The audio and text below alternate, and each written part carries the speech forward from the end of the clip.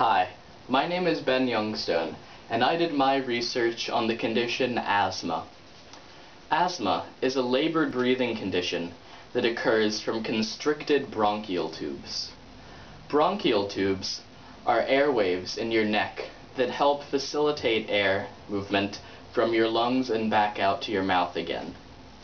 More than 23 million people in the US are plagued with asthma, over 7 million of whom are children. Asthma attacks occur when one comes into contact with a trigger, or in most cases allergies, for asthmatics. But it also happens from extreme exercise, which is sometimes a problem for dancers.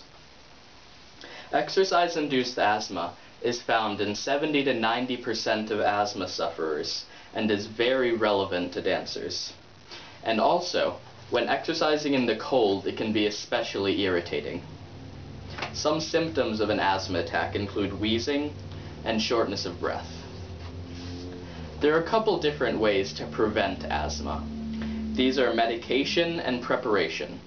One can prepare for asthma by avoiding exercising in the cold, conditioning themselves to be ready for whatever happens to them, and also warming up and cooling down before and after every time that they exercise to stop strenuous stops. Also, you can take medications that help prevent asthma. These are called controllers and work at the root of the problem instead of temporary relief on the bronchial tubes. A couple of these medications are corticosteroids and theophylline. Asthmatics should always carry around an inhaler with them because you never know when asthma can strike, and it can be very dangerous.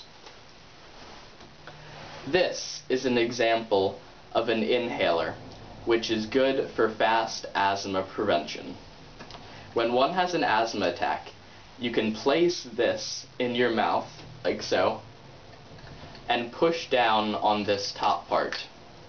Doing this releases a controlled aerosol that can help relieve pressure in your bronchial tubes. 1 to 3 puffs is advised, or until the asthma subsides. It may sound very difficult for dancers to cope with this, but if treated properly, it can be very easy to help.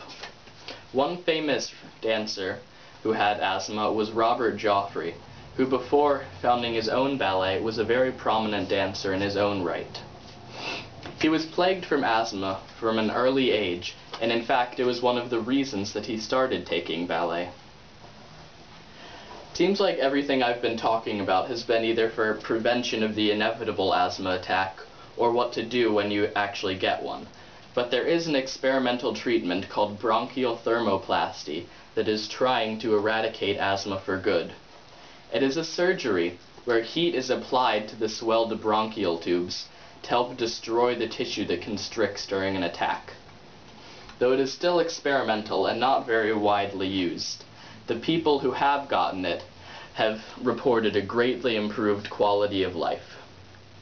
Thank you. That is my presentation. Goodbye.